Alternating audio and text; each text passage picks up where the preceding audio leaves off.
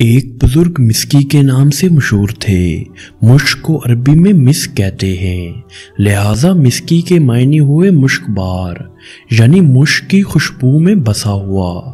وہ بزرگ ہر وقت خوشبودار رہا کرتے تھے، یہاں تک کہ جس راستے سے گزر جاتے وہ راستہ بھی مہک اٹھتا۔ جب مسجد میں داخل ہوتے تو ان کی خوشبو سے لوگوں کو معلوم ہو جاتا کہ حضرت مسکی رحمت اللہ علیہ تشریف لے آئے ہیں۔ کسی نے عرض کی، حضور آپ کو خوشبو پر کثیر رقم خرچ کرنی پڑتی ہوگی۔ فرمایا، میں نے کبھی خوشبو خریدی نہ لگائی، میرا واقعہ بڑا عجیب و غریب ہے۔ میں بغداد کے ایک خوشحال گھرانے میں پیدا ہوا۔ جس طرح عمرہ اپنی اولاد کو تعلیم دلواتے ہیں، میری بھی اسی طرح تعلیم ہوئی۔ میں بہت خوبصورت اور باحیا تھا۔ میرے والد صاحب سے کسی نے کہا، اسے بازار میں بٹھاؤ تاکہ یہ لوگوں سے گل مل جائے اور اس کی حیا کچھ کم ہو۔ چنانچہ مجھے ایک کپڑا بیچنے والے کی دکان پر بٹھا دیا گیا۔ ایک روز ایک بڑھیا نے کچھ قیمتی کپڑے نکلوائے، پھر کپڑے والے سے کہا، میرے ساتھ کسی کو بھیج دو تاکہ جو پسند ہوں انہیں لینے کے بعد قیمت اور بقیہ کپڑے واپس لائے۔ اس نے مجھے بڑھیا کے ساتھ بھیج دیا۔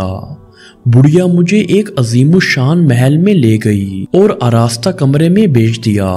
کیا دیکھتا ہوں کہ ایک زیورات سے آراستہ خوش لباس جوان لڑکی تخت پر بچھے ہوئے قالین پر بیٹھی ہے۔ تخت و فرش سب کے سب زری ہیں اور اس قدر نفیس ہیں کہ ایسے میں نے کبھی نہیں دیکھے تھے۔ مجھے دیکھتے ہی اس لڑکی پر شیطان غالب آیا اور وہ ایک دم میری طرف لپکی اور چھیڑ خانی کرتے ہوئے منہ کالا کروانے کے در پہ ہوئی۔ میں نے گھبرا کر کہا، اللہ عز و جل سے ڈر، مگر اس پر شیطان پوری طرح مسلط تھا۔ جب میں نے اس کی ضد دیکھی تو گناہ سے بچنے کی ایک تجویز سوچ لی اور اس سے کہا، مجھے استنجا خانے جانا ہے۔ اس نے آواز دی تو چاروں طرف سے لوڑیاں آ گئیں۔ اس نے کہا، اپنے آقا کو بیت الخلاء میں لے جاؤ۔ میں جب وہاں گیا تو بھاگنے کی کوئی راہ نظر نہیں آئی۔ مجھے اس عورت کے ساتھ منہ کالا کرتے ہوئے اپنے رب عز و جل سے حیا آ رہی تھی اور مجھ پر عذاب جہنم کے خوف کا غلبہ تھا۔ چنانچہ ایک ہی رستہ نظر آیا اور وہ یہ کہ میں نے استنجا خانے کی نجاست سے اپنے ہاتھ منہ وغیرہ بھر لیے اور خوب آنکھیں نکال کر اس کنیز کو ڈرایا جو باہر رومال اور پانی لیے کھڑی تھی۔ میں جب دیوانوں کی طرح چیختا ہوا اس کی طرف لپکا تو وہ ڈر کر بھاگی اور اس نے پاگل پاگل کا شور مچا دیا۔ سب لونڈیاں اکٹھی ہو گئیں اور انہوں نے مل کر مجھے ایک ٹاٹ میں لپیٹا اور اٹھا کر ایک باغ میں ڈال دیا۔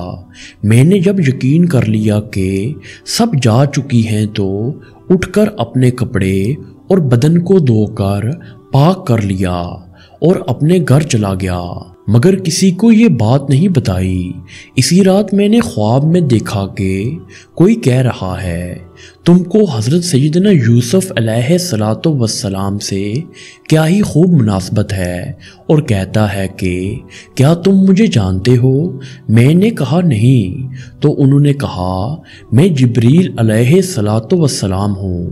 اس کے بعد انہوں نے میرے منہ اور جسم پر اپنا ہاتھ پھیر دیا۔ اسی وجہ سے میرے جسم سے مشک کی بہترین خوشبو آنے لگی۔